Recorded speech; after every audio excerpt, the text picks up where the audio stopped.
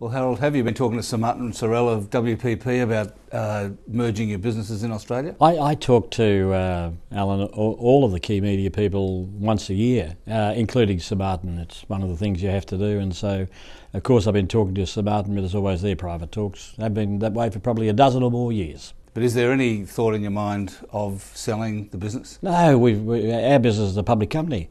Or selling your part of it? No, not in the slightest. As a public company, we did that on purpose so that it could have a wider spread of shareholding and be able to be competitive.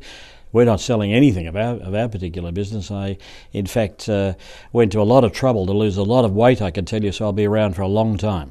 Harold, you're going to be around for a long time. Yes. So look forward 5 years. And, yes. What are going to be the growth mediums for advertising in that period? Well, Bob, the growth is already underway, and it's a trend that's probably been there for 8 or 9 years. Since the beginning of the internet, mid-90s, it was something none of us quite knew what it was. But by around 99, 2000, of course, the dot-com bubble and then bust, of course, that occurred, showed a particular highlight to what the internet could do. The money markets took over. It became the darling. It went too high. But we launched a company then which was an internet business. It's now the biggest internet advertising business. Because we thought that the world of the individuals was going to be important. I grew up in the world of mass media, mass products, mass markets, mass media. We all did. You watched television, there was one television in the corner, but the world was changing dramatically. The product world was changing because people were individuals. You could buy a Mercedes-Benz, one Mercedes-Benz. 20 years ago, you had a Mercedes. Now you can get 50 different types of Mercedes and so on through all of the others.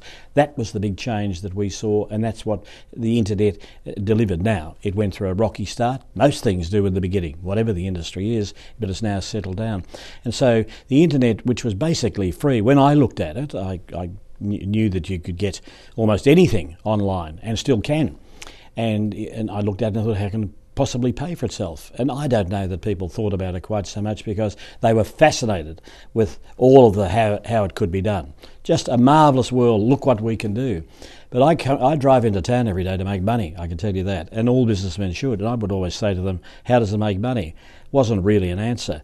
In the end, it was the world that I grew up in, which was the world of advertising, and that's what's really starting to happen.